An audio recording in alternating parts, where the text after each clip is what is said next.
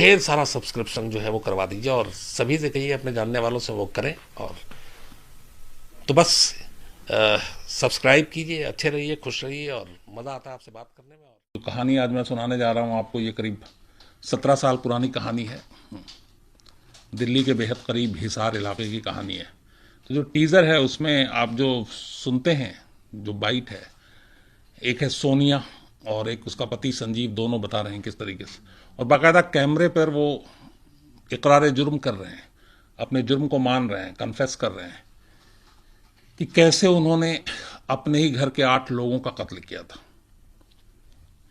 मतलब थोड़ा सा सोच के भी अजीब लगता है कि एक बेटी और दामाद अपने ही घर के 8 लोगों को मार दे 2 घंटे के अंदर। 8 कत्ल, जिसमें एक 3 महीने की बच्ची भी है, एक 2 साल का बच्चा भी है, माँ है, बाप है, भाई है, भाभी है, भतीजा है, भतीजी है और एक कज़न है, और बुरी तरह से मारना, और वो भी सिर्फ दौलत के लिए, जायदाद के लिए। ये कहानी जितनी खौफनाक है, इस कहानी के कुछ पहलू भी बड़े अजीब व गरीब हैं। कायदे से अक्सर केस में हम लोगों ने ये देखा है कि नीचे की अदालत फांसी की सज़ा देती है तो ऊपरी अदालत उसको उम्र कैद में तब्दील कर देती है। यहाँ उल्टा है। यहाँ नीचे की अदालत फांसी की सज़ा देती है, हाई कोर्ट उसको बदल के उम्र कैद में कर देता है, सुप्रीम कोर्ट वापस फांसी की सज़ा बहाल कर देता है, प्रेसिडेंट दया याचिका खारिज कर देते हैं, फांसी की तारीख तक तय हो जाती है। और अगर वो फांसी हो जाती तो हिंदुस्तान में ये पहली फांसी होती जिसमें किसी महिला को फांसी दी जा रही है, सोनिया। लेकिन नसीब देखिए कि फिर सुप्रीम कोर्ट का एक फैसला आता है 15 लोगों के लिए कि जिनको फांसी की सज़ा दिए हुए काफ़ी साल हो गए पर उन्हें फांसी दी नहीं गई। और इस मामले में भी हुआ था कि जब फांसी की सज़ा दी गई उसके बाद भी करीब 7 साल तक उनको फांसी नहीं दी गई, तो सुप्रीम कोर्ट ने कहा यह गलत है। फिर उनकी फांसी की सज़ा को वापस उम्र कैद में बदल दिया गया। तो बहुत सारे अजीब पेचोखम हैं इस कहानी में, बहुत सारे मोड़ हैं, और कहानी पूरी लालच की है, हवस की है, दौलत की है। और सबसे बड़ी बात है, एक महिला जो एक बच्चे की, जो एक बेटे की खुद माँ है, वो अपने माँ बाप को मार देती है। और माँ बाप को मारने के बाद, भाई भाभी सबको मारने के बाद, अदालत में खड़े होकर ये गिड़गिड़ाती है कि अगर आप मुझे फांसी दे देंगे तो मेरा बेटा, इकलौता बेटा है, वो यतीम हो जाएगा। अब आप सोचिए कि क्या अजीब एक तरह से मोड़ था वहाँ पे। एक बेटी अपने ही माँ बाप सबको मार रही है और दूसरी तरफ कह रही है कि अगर आप मुझे फांसी दे देंगे तो मेरा बेटा यतीम हो जाएगा। तो ये पूरी जो कहानी है, ये रेलू राम पुनिया एक हरियाणा में विधायक थे और दिल्ली के करीब हिसार इलाके में, हिसार के रईसों में इनका नाम शामिल होता था। हालांकि खुद रेलू राम पुनिया की कहानी भी बड़ी अजीब व गरीब है कि एक ट्रक क्लीनर के तौर पे अपना करियर शुरू किया, फिर काले तेल का धंधा किया और देखते ही देखते वो आदमी अरबपति बन गया। हिसार में बहुत बड़े बड़े जायदाद, ज़मीन, फैक्ट्री, दिल्ली में मकान, फ्लैट, ज़मीन, हरियाणा के अलग अलग दूसरे शहरों में, फरीदाबाद में, तो मतलब अरबों रुपए। और हिसार में जिस घर में ये वारदात हुई, जिस घर की मैं आपको कहानी सुनाने जा रहा हूँ, वो घर ही ऐसा था कि लोग दूर दूर से देखने आते थे, क्योंकि ये पूरे हिसार के हरियाणा में एक लौता घर होगा जिसकी दूसरी मंजिल के बेडरूम तक सीधे कार जाती थी। रेलू राम पुनिया का शौक था, तो उन्होंने ऐसा इस तरीके से बनाया था कि सीधे 2nd फ्लोर तक कार जाती थी और उनके बेडरूम तक जाती थी। तो 2001 में जब ये इंसिडेंट हुआ, जब ये वारदात हुई, हम लोग को खबर मिली, तब मैं उसी वक्त, ये इत्तेफाक से अगस्त का महीना कल ख़त्म हुआ, अगस्त में ही ये चीज़ें हुई थी, तो मैं वहाँ हिसार गया था। मैंने उस पूरी हवेली के, एक तरह से महल समझिए आप, उसको देखा था, कई एकड़ में फैला हुआ। तो कहानी की शुरुआत होती है 23 अगस्त 2001 को। असल में ये होता 24 अगस्त 2001 को, लेकिन एक दिन पहले हुआ। उसकी वजह यह है कि रेलू राम पुनिया की एक बेटी प्रियंका थी, उसका बर्थडे पड़ता था 24 अगस्त को। तो हर साल 24 अगस्त को घर में पार्टी वार्टी होती थी, लेकिन इस बार 23 अगस्त को ही उसका बर्थडे मनाने का फैसला लिया। और ये फैसला लिया रेलू राम पुनिया की सबसे छोटी बेटी, जो इस पूरे मामले की कल्प्रिट है, इस पूरे मामले की विलन है, सोनिया, वो दिल्ली में रहती थी अपने पति संजीव के साथ। 23 अगस्त को वो हिसार पहुंचती है अपने घर, और घर जाकर कहती है कि हम प्रियंका का बर्थडे 23 तारीख को ही मनाएंगे, और वो कुछ बहाना करती है कि 24 को उसे कुछ काम है, ये है वो। तो खैर, बर्थडे मनाने का जो तैयारी है पूरी धूमधाम से होती है। रईस आदमी रेलू राम पुनिया, बेटी का बर्थडे, विधायक, शान शौकत दबदबा, फिर दिखाना भी है सोसाइटी में, हिसार में। तो ये होता है कि 24 को बाहर से गेस्ट बुलाएंगे, 23 तारीख को फैमिली वाले बर्थडे मनाएंगे अपने हिसाब से। तो घर में ही खाना वाना बनता है, म्यूजिक का इंतजाम होता है, तेज म्यूजिक बजता है घर में, और केक वेक मंगाया जाता है। और उस रेलू राम पुनिया के परिवार के सारे लोग मौजूद थे। उस परिवार में टोटल 9 लोग थे। रेलू राम पुनिया, उनकी वाइफ, उनका एक बेटा सुनील, बहू, 3 बच्चे, सोनिया और उसका हस्बैंड, 9 लोग। एक कजन भी वहीं पे उस घर में उस वक्त मौजूद था। तो कुल मिला के उस 23 अगस्त की रात को 10 लोग उस हवेली में मौजूद थे, हिसार में रेलू राम पुनिया के घर पे। अंधेरा होता है रात का, बर्थडे अपने शबाब पे जश्न, म्यूजिक बज रहा है, लोग खुश हो रहे हैं, कुछ झूम रहे हैं, कुछ खाना वाना भी बन रहा है घर में। इसी बीच खाना वाना खाने के बाद जब करीब रात के 10-11 बजते हैं, तो सोनिया जो है वो चाय बनाती है पूरे घर के लिए, और कहती है कि सबको चाय पिलाते हैं। और चाय में वो बेहोशी की दवा मिला देती है। बेहोशी की दवा मिलाने के बाद वो सबको चाय देती है। पूरा घर का मेंबर, वो 3 महीने की जो बच्ची थी उसको भी वो चाय पिला देती है, छुप छुपा के। चाय पीते ही पूरा घर बेहोश हो जाता, सिर्फ 2 लोगों को छोड़कर, एक सोनिया, एक उसका हस्बैंड संजीव। थोड़ा देर इंतजार करती है, टटोलती है। कुछ लोग ऊपर चाय पी रहे थे फर्स्ट फ्लोर पे, कुछ सेकंड पे, 2 फ्लोर पे रहते थे पूरे परिवार के लोग। तो चाय के पिलाने के करीब 5-7 मिनट के बाद सोनिया और संजीव एक एक घर के सदस्य को जाकर टटोलते हैं, कौन होश में है कौन नहीं है। तो देखते हैं कि सारे बेहोश हो चुके हैं। इसके बाद सोनिया संजीव से कहती है कि तुम अपना रिवॉल्वर निकालो और इन सबको गोली मार दो।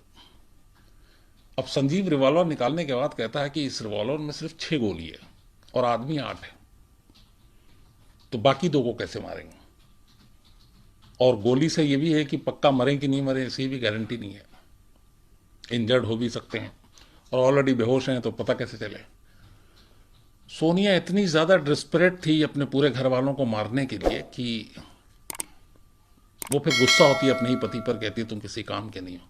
और वो घर में रॉड रखा था लोहे का बहुत बड़ा सा, वो उठा के ले आती है, कहती तुम रिवॉल्वर साइड में रखो, ये लो रॉड, घर के हर मेंबर के सर पे 2-4 बार मारना जोर जोर से, तो उसमें बचने की गुंजाइश नहीं है।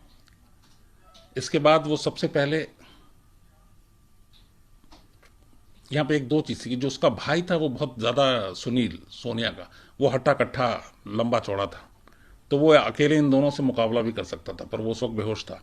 तो उसने कहा कि नहीं, पहले उसको नहीं मारेंगे, अगर नहीं मारा तो वो जाग गया और कुछ हो गया तो फिर प्लान चौपट हो जाएगा, तो ये हो कि सबसे लास्ट में उसको मारेंगे। तो सबसे पहले ये सोनिया अपने पिता के रूम में जाती है, रेलू राम पुनिया के रूम में, बेहोश पड़े हुए थे, रॉड उठाती है, संजीव को देती है अपने पति को, कहती है मारो सर पे। अब संजीव ने अपने इंटरव्यू में बोला, जो वीडियो पे रिकॉर्ड है, जो आप देखेंगे, आप टीजर में है, इसके बाद आप सुनिएगा उसको, क्राइम तक पर ही डाला मैंने। उसके हाथ पैर कांपने लगते हैं, उसकी हिम्मत नहीं होती कि उसने कभी पहले कोई मर्डर किया नहीं था, और वो भी अपने ससुर का मारने जा रहा, तो वो मार नहीं पा रहा। सोनिया उसको उकसा रही है, नहीं मारो, तुम क्या हो, बुजदिल हो, ये हो, एक छोटा सा काम नहीं होता, अगर हम नहीं याद करेंगे तो कल के बाद हम बेकार हो जाएंगे, फिर ये लोग हमें मार देंगे। तो उसको इतना उकसाती है कि लास्ट में फिर वो अपना आपा खोता है, और उसके बाद सीधा रॉड उठाता है और रेलू राम पुनिया के सर पे एक के बाद एक 3-4 वार करता है। जब वो ये वार कर रहा होता है तो सोनिया अपने बाप के सिरहाने खड़ी हुई है, और वो वार होते हुए देख रही है, वो सर पे मार रहा है, वो सिरहाने खड़ी हुई है। उसके बाद जब 3-4 बार के बाद वो अचानक खून बहता है और सर लगभग फटी जाता है, लोहे का रॉड था, और एक पैर फिर बिस्तर से नीचे गिर जाता है, फिर वो नब्ज टटोलती है खुद अपने हाथ से, और उसे यकीन हो जाता है कि मर गया, तो वो अपने पति से हाथ मिलाती है, शेक हैंड करती है, बधाई देती है, चलो पहला काम पूरा हो गया। एक बेटी अपने बाप के कत्ल के बाद बधाई दे रही है अपने पति को। उसके बाद ये लोग दूसरे कमरे में जाते हैं, वहाँ सोनिया की माँ थी, वो भी बेहोश पड़ी हुई थी। अब वो फिर उससे कहती है कि इसको रॉड मारो, वो फिर घबराता है संजीव, तो वो उसे फिर गुस्सा दिलाती है। उसके बाद जब तक वो नहीं मारता, ये तकिया उठा के अपनी माँ के मुंह पे तकिया रख के उसका गला घोटने की कोशिश करती है। अब कितना गला घोटा था, मर चुकी थी ये नहीं पता, लेकिन उसके बाद थोड़ी देर के बाद कुछ मिनट 2 मिनट तकिया मुंह पे रख के उसका तो वो तकिया हटाती, फिर कहती अब तो मारो। फिर उसका पति रॉड उठाता है, अब वो सोनिया की माँ के सर पे 3-4 बार करता है। सोनिया की माँ भी जो है अब वो दम तोड़ देती है। इसके बाद वो बच्चों के कमरे में जाती है। उस घर के 2 बच्चे थे, वो एक कमरे में थे जिसमें 3 साल की बच्ची, 2 साल का बच्चा, उनके सर पे भी रॉड मारते हैं, संजीव मारता है। और सोनिया बाकायदा खड़ी भी है, इंश्योर करने के लिए खड़ी रहती है कि ये मरे हैं कि नहीं मरे। तो इन सब का मर्डर हो चुका है, कजन को भी मार दिया। अब बचते हैं सिर्फ उसका भाई सुनील और उसकी भाभी। उसका ये कमरे में जाते हैं दोनों, सुनील बेहोश पड़ा हुआ था। फिर वो कहती कि सुनील को ज्यादा मारना, ज्यादा जोर से मना है, क्योंकि हट्टा कट्टा है, इसके बचने की कोई भी गुंजाइश नहीं बचे। तो फिर संजीव जो है इतने मारने के बाद, अब उसका जो इंटरव्यू है उसमें ये कहता है कि उसका दिमाग भी काम करना बंद कर गया। उसे लगा कि अब तो जो हो गया, अब हमने किसी को भी छोड़ा तो हम फंसेंगे। उसके बाद वो सुनील के सर पे कई वार करता है, सर बिल्कुल फट चुका होता है, सुनील भी मारा जाता है। उसके बाद वो सुनील की वाइफ सोनिया अपनी भाभी के कमरे में जाती है, उसकी भाभी उसी कमरे में थी। उसके बाद भाभी बेड पे बेहोश पड़ी हुई है, सुनील भी है, तो सुनील को मार, उसकी वाइफ की मौजूदगी में मारा, लेकिन वो बेहोश थी। उसके बाद वो फिर भाभी के सर पे सेम रॉड से मारती, संजीव मारता है। तो भाभी जो है वो आखिरी 8वां कत्ल था उस घर का। पर कहानी यही खत्म नहीं होती। इसके बाद वो बारी बारी से फिर हर एक लाश के पास दोनों हस्बैंड वाइफ जाते हैं, सोनिया और संजीव, और वो सारी लाशों को चेक करते हैं। और ये सारी चीजें जब हो रही थी तो ये भी एक डर था कि कहीं बेहोशी में भी कोई चीख ना पड़े जख्म दर्द की वजह से। तो म्यूजिक सिस्टम पूरी साजिश के तहत लाई गई थी बर्थडे मनाने के लिए। तो वो उसका वॉल्यूम बहुत तेज था, ताकि घर के बाहर किसी को चीख की आवाज ना सुना दी, या एक कमरे में अगर हम मार रहे हैं तो दूसरे कमरे वाले तक चीख की आवाज सुनाई दे। तो गाने बज रहे थे, म्यूजिक का वॉल्यूम बहुत तेज था, और उस म्यूजिक की वॉल्यूम के साथ एक एक कर घर के 8 लोगों को उसी घर की बेटी अपने पति के हाथ से मारती जा रही थी। और हर कत्ल के बाद वो अपने पति से हाथ मिलाती, उसे मुबारकबाद देती, और दोनों खुश होते। हालांकि संजीव थोड़ा सा डरा सहमा हुआ था, लेकिन वो उस वक्त जो सिचुएशन था, अगर संजीव के हिसाब से मैं आपको बताऊं, तो ऐसा लग रहा था कि जैसे सोनिया अपने आपे में है ही नहीं, और वो इंसान भी उस वक्त नहीं। उसके इतनी नफरत थी अपने घर वालों को लेकर कि उसकी आंखें एकदम खुली हुई थी, बड़ी हो रही थी, और वो हर रॉड लोहे का जब सर पे पड़ता था तो वो अपने उस फैमिली मेंबर को ऐसे घूर रही थी कि बस जैसे कि ये फौरन मर जाए। तो संजीव कहा कि 1-2 बार तो सोनिया की आंखें उस वक्त देख के खुद वो डर गया था, ये पता नहीं कैसी है। तो 8 कत्ल के बाद वो हर लाश को दोबारा टटोलती है, चेक करती है। जब उसे यकीन हो जाता है कि सब मर चुके हैं, तो ये सारी चीजें करीब इसको करने में 2 घंटे का वक्त लगता है, 8 लोगों का कत्ल करने में। तब तक बहुत लेट हो चुका था, करीब 11 बजे ये सिलसिला शुरू हुआ था, 1 बजे तक कत्ल होता है, कत्लेआम होता है घर के अंदर 2 फ्लोर पे। अब उस घर में सिर्फ 8 लाशें थी और 2 जिंदा लोग थे, एक संजीव, एक सोनिया। इसके बाद यह है कि अब दुनिया को क्या बताएंगे कि कैसे हुआ, पकड़े जाएंगे, घर में मौजूदगी है। शाम तक नौकर चाकर ने भी देखा, गार्ड ने भी देखा, ड्राइवर ने भी देखा, दोनों की मौजूदगी यहां थी। तो उसको बचने के लिए सोनिया ने अब संजीव से कहा कि वो उसको रॉड मारे, बट ऐसा मारे कि वो इंजर्ड हो जाए। आप उसकी वो भी देखिए, एक तो प्लानिंग, दूसरी हिम्मत। फिर संजीव ने उसी रॉड से जिससे 8 कत्ल किया था सोनिया के ऊपर वार किया। सोनिया इंजर्ड हो गई, गिर गई। उसके बाद संजीव वहां से निकल जाता है रात को ही। अब घर में जब निकल जाता है तो उसके बाद सुबह होती है। सुबह सुबह वहाँ का रूटीन था कि हवेली में काम करने वाली और ड्राइवर ये सब लोग आ जाते हैं। तो सुबह आए तो जब काम करने वाले ये लोग आए तब उसके बाद घर का दरवाज़ा खुला हुआ था। जब अंदर गए तो अंदर का मंजर ही ऐसा था खौफनाक। पूरा फर्स्ट और सेकंड फ्लोर खून से सना हुआ था।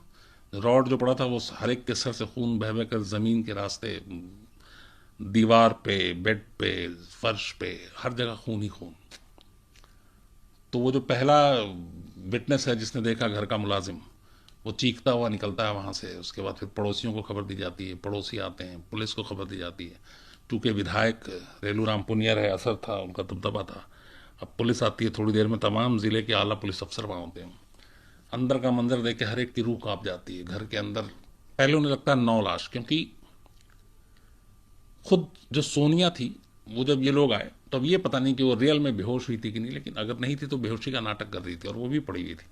तो जब पुलिस ने सबको देखा तो देखा कि 9 लोग पड़े हुए हैं। तो शुरुआत में यही था करीब आधा घंटे तक कि पूरी फैमिली को किसी ने मार दिया, और वो लाश की गिनती 9 ही कर रहे थे। जो पहला पुलिस को वायरलेस पे मैसेज दिया था वहाँ के पुलिस ने अपने सीनियर अफसरों को, तो उसमें यही कहा था कि इस घर में 9 डेड बॉडी पड़ी हुई है। उसके बाद सारी लाशों को उठाने का काम शुरू हुआ। एम्बुलेंस तब तक आ चुका था, हॉस्पिटल ले जाना था। तो जब सोनिया को पुलिस वाले ने उठाना शुरू किया तो अचानक उन्हें लगा कि उसकी सांस चल रही है और उसकी बॉडी गर्म है, बाकी लाशें ठंडी हो चुकी थी। तो फिर वो पुलिस वाला ध्यान अपने अफसर को बताता है, वो उसकी नब्ज टटोलते हैं तो देखते हैं नब्ज चल रही है। तो फौरन उसको लेकर भागा जाता हॉस्पिटल नज़दीक के, और पुलिस की ये कोशिश होती है कि चलो इस रेलूराम पुनिया के कम से कम एक परिवार की जान बचा ली जाए। हॉस्पिटल में उसका इलाज होता है। जख्म उसका भी गहरा था। संजीव ने शायद जोश में ज़्यादा तेज़ी से मार दिया था। तो खैर वो सब पहुंच गए, उधर बॉडी पहुंच गई। या पुलिस का यही था कि किसी दुश्मन का काम है, पूरे रेलूराम परिवार का खात्मा कोई करना चाहता था, इसलिए साजिश के तहत हर एक को मारने की कोशिश की, और उसमें सोनिया भी थी। उसके बाद अब सीन ऑफ क्राइम की पुलिस जांच करती है, सब कुछ चलता रहता है। वहाँ से केक, रात का खाना, बर्थडे पार्टी, नौकरों से पूछताछ, सब कुछ होता है। सब बताते हैं कि बड़ा खुशगवार माहौल था, सब अच्छे से बात कर रहे थे, प्रियंका का बर्थडे मना रहे थे। तब पुलिस से दुश्मनों के बारे में लिस्ट निकालती, कोई पॉलिटिकल दुश्मन तो नहीं है, कोई ज़मीन जायदाद, प्रॉपर्टी का, बिजनेस से रिलेटेड, इन चीज़ों पे काम करती रहती है पुलिस। पूरा दिन निकल जाता है। उधर सोनिया हॉस्पिटल में है, कोई पूछताछ नहीं, क्योंकि वो अपने आप को बेहोश बनाई हुई थी। इसके बाद अगला दिन आता है। 23 अगस्त की रात हुई थी, 23 और 24 की दरमियानी की रात थी। 25 अगस्त को पुलिस की पूरी टीम, फॉरेंसिक टीम उस घर में पहुंचती है। अच्छा, सोनिया जब थोड़ी बहुत होश में आती है तो पुलिस उससे पूछने की कोशिश करती, तो कहती है मुझे नहीं मालूम, मुझे किसी ने सर पे मारा और उसके बाद मैंने कुछ देखा नहीं, बेहोश हो गई। तो ये भी नहीं कि कितने लोग थे, कौन थे, क्या थे, उसने यही कहानी बताई। फिर चूंकि हॉस्पिटल में थी, पुलिस ने कहा बाद में ठीक हो जाएगी तब बात करेंगे। खैर, तो 25 अगस्त को पुलिस की पूरी टीम उस हवेली में पहुंचती है, हर एक चीज छानबीन करती है, एक एक दस्तावेज उठाती है। इसी दौरान उस पुलिस को एक डायरी में एक लेटर मिलता है। वो पुलिस जैसी वो लेटर पढ़ती है, पुलिस के पैरों तले जमीन खिसक जाती है। उसके बाद वो लेटर को निकाल कर, वो जो डायरी थी वो सोनिया की थी और लेटर अलग से उस डायरी में रखा हुआ था। तो डायरी में जो बाकी चीजें लिखी हुई थी उसकी हैंडराइटिंग को उस लेटर के हैंडराइटिंग से पुलिस मिलाती है, राइटिंग मैच कर जाती है, लेकिन उसमें लेटर में नाम कहीं कुछ नहीं लिखा हुआ था। तो पुलिस पहले तो जो वहां के घर के मुलाजिम थे उनसे पूछताछ करती है डायरी किसकी है, तो बताती है वो मैम साहब की है, सोनिया मैम की है। उसके बाद पुलिस वो डायरी और लेटर अपने पास रख लेती है और सीधा सीनियर पुलिस ऑफिसर हॉस्पिटल पहुंचते हैं। तब तक 24 घंटे के बाद सोनिया ठीक ठाक थोड़ी बातचीत करने लायक थी। उसका पुलिस उससे सिर्फ एक सवाल पूछती है कि ये जो डायरी है एक तुम्हारी है? वो बोलती है हाँ, डायरी में नॉर्मली चीज़ें लिखी हुई थी। तो पुलिस उससे पूछती है कि हैंड राइटिंग भी आपकी है? वो बोलती है हाँ। उसके बाद फिर पुलिस वो लेटर उठा के दिखाती है, कहती है लेटर भी भेजता हूँ तब तो क्योंकि राइटिंग सेम थी। अब सोनिया की हवा खराब होती है। उस लेटर में जो लेटर लिखा था वो लेटर संजीव को लिखा गया था, और संजीव को सोनिया ने लिखा था, अपने ही पति को। और उस लेटर में ये था कि मैं अपने घर वालों से इतना नफरत करती हूं कि अब इनमें से मैं किसी को जिंदा नहीं छोड़ूंगी और इन सबको मार दूंगी। तुम साथ दो या ना दो, दोगे तो ठीक है, नहीं दोगे तो मैं अकेले करूंगी। अब जब ने पुलिस ने ये लेटर पढ़ा तो उसने कहा कि फिर तो कातिल घर का ही है। इसके बाद पुलिस उससे पूछती रही, लेकिन सोनिया तब तक कुछ नहीं बताई। फिर संजीव को ढूंढा गया, संजीव दिल्ली में मिला, संजीव को पकड़ा गया, संजीव को टॉर्चर किया गया तो संजीव ने कहानी सुना दी। फिर संजीव और सोनिया का आमना सामना कराया गया तो सोनिया टूट गई।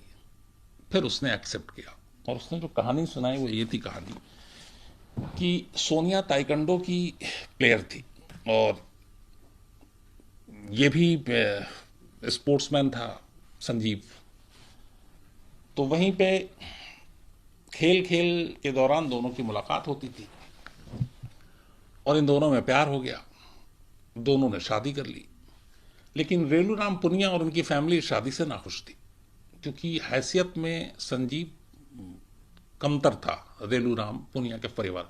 वो अरबपति लोग थे, ये नॉर्मल परिवार का। लेकिन फिर भी बेटी की मोहब्बत में आकर रेलूराम का परिवार तैयार हो गया, और फिर उन्होंने शादी को मान्यता दे दी और शादी हो गई दोनों। उसके बाद सोनिया को एक 1.5 साल का बेटा भी हुआ। जब ये 23 अगस्त 2001 को जिस रात को ये कत्लेआम हुआ था, तब सोनिया का बेटा 1.5 साल का था, और उसने अपने उस बेटा को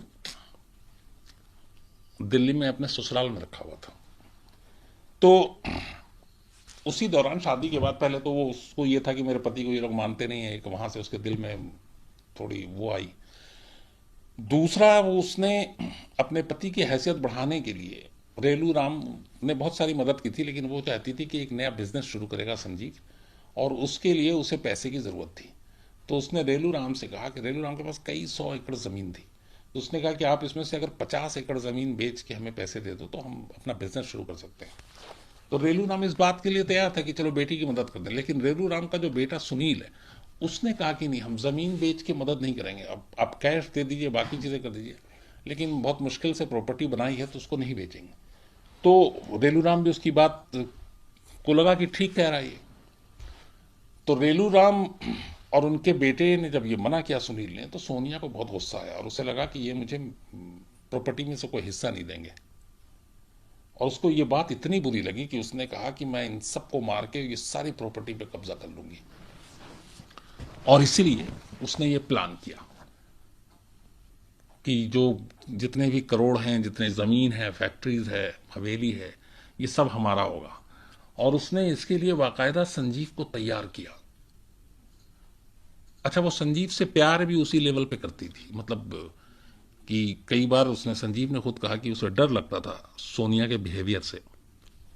मतलब वो जैसे फिल्मों में नहीं दिखाते हैं, एकदम अजीब सा, एकदम, मतलब क्या उसके लिए शब्द इस्तेमाल करते हैं, जुनून जैसा इश्क। तो संजीव भी सोनिया को उतना ही प्यार करता था।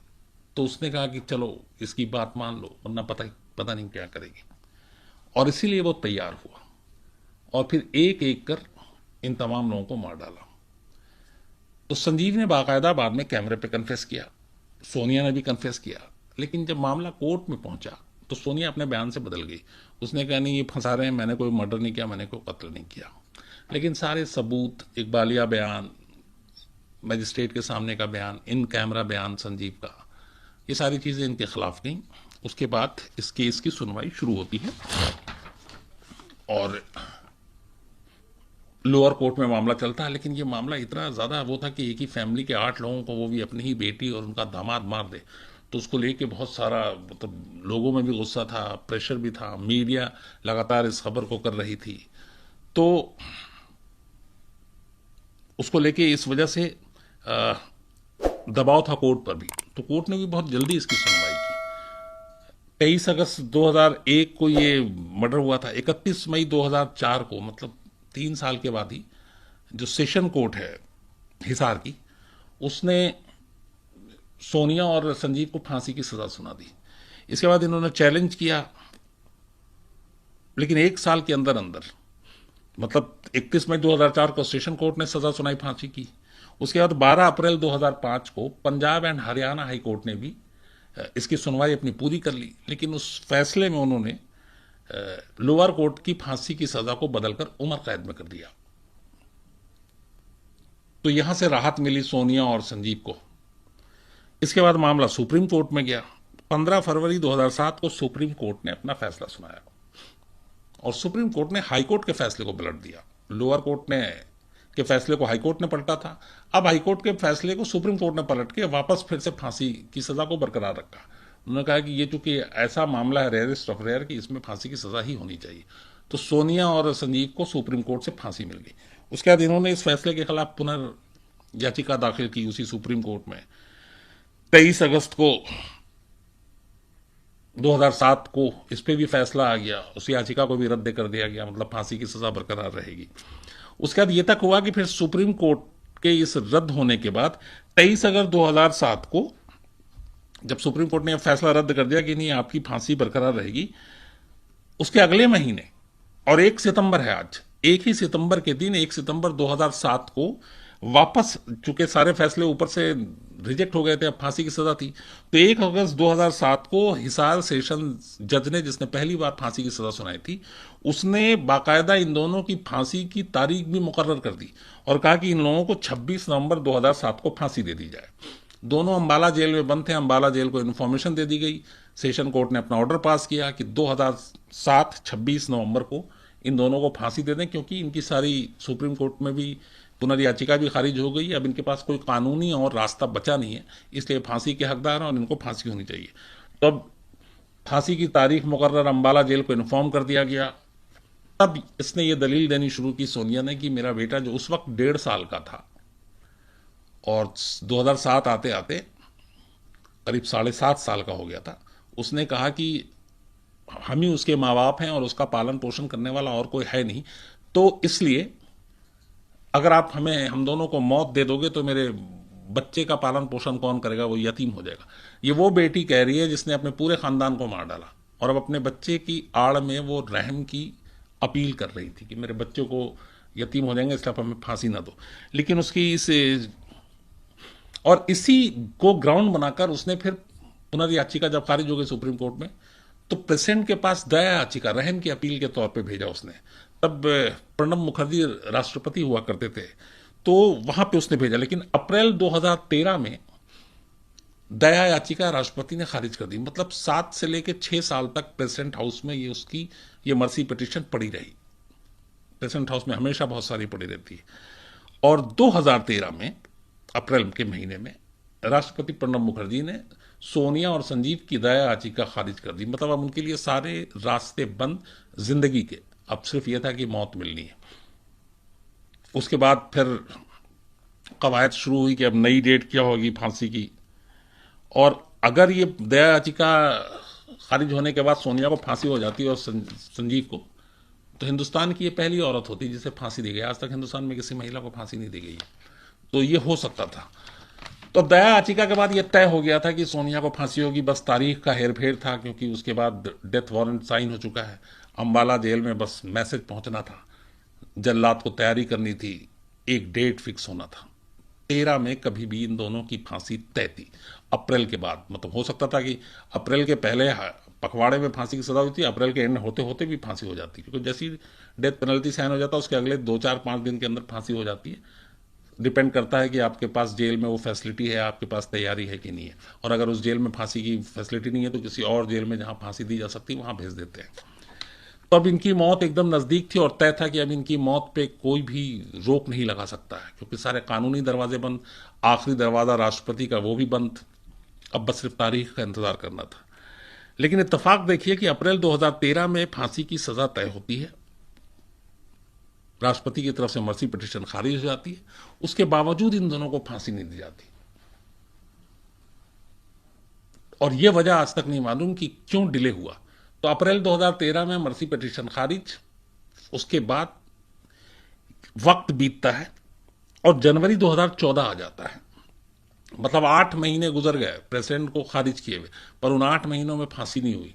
इसी दौरान सुप्रीम कोर्ट में कुछ लोगों ने एक याचिका दाखिल कर रखी थी कि जिनकी फांसी की सजा दिए हुए सुप्रीम कोर्ट से 10 साल, 8 साल, 5 साल बीत गए हैं, उनकी फांसी की सजा को उम्र कैद में बदल दिया जाए। दलील यह दी गई कि इतने लंबे वक्त तक अगर एक फांसी का सजा पाया हुआ शख्स मौत का इंतजार कर रहा है तो इसका मतलब है कि वो हर दिन मर रहा है, वो हर दिन उस मौत के इंतजार में किस्तों में मर रहा है, तो ये उसके साथ कानूनन नाइंसाफी है।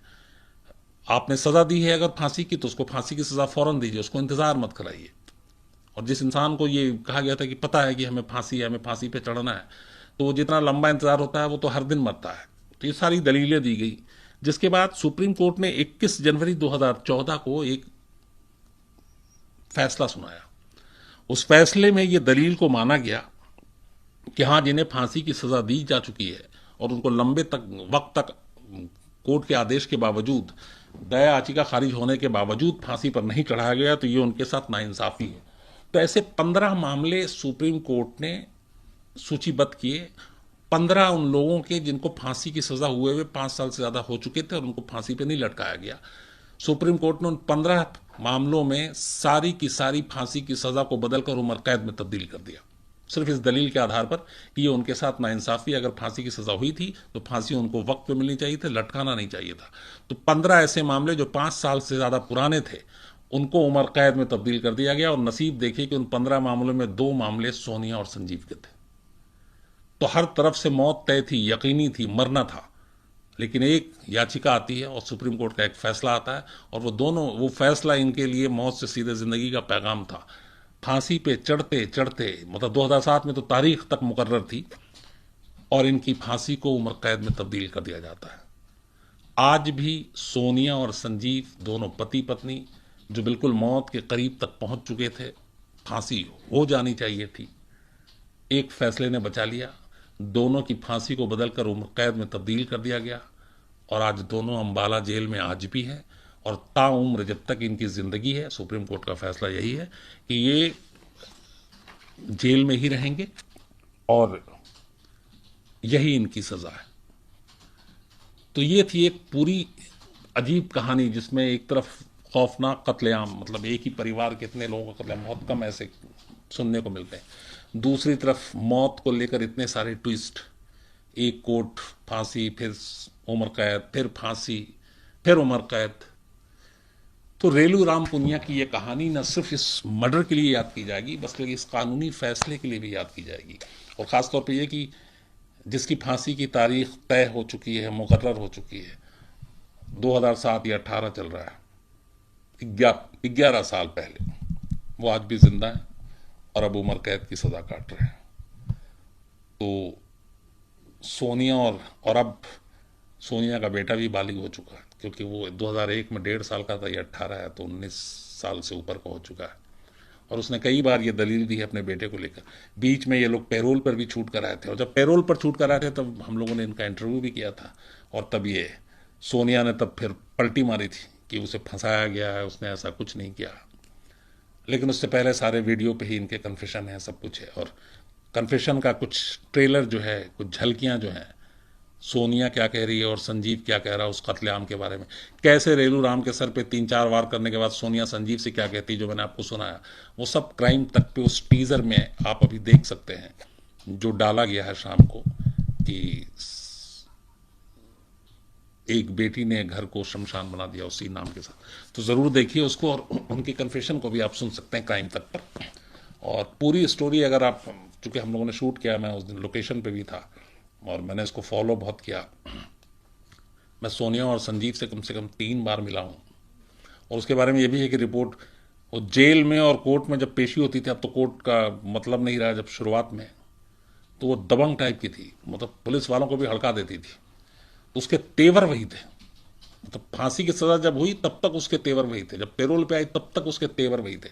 मतलब एकदम उसे कहीं से एहसास नहीं था, और आज तक उसे कभी इस बात का पछतावा नहीं है कि उसने अपने हाथों से अपने पूरे खानदान का खात्मा कर दिया। ये कभी उसकी बात से नहीं लगा, कभी उससे मिल के नहीं लगा, और ना कभी उसने ये इकरार किया। उसने हमेशा, उसका फेस देखें तो ऐसा लगता है कि जैसे उसके चेहरे पे कुछ इमोशन नाम की चीज़ ही नहीं है। तो ये एक बेटी के हाथों अपने ही घर के खात्मे की हिंदुस्तान में शायद ऐसी दूसरी मिसाल नहीं है। तो ये कहानी थी रेलू राम पुनिया की। ढेर सारा सब्सक्रिप्शन जो है वो करवा दीजिए और सभी से कहिए अपने जानने वालों से वो करें। और तो बस सब्सक्राइब कीजिए, अच्छे रहिए, खुश रहिए और मज़ा आता है आपसे बात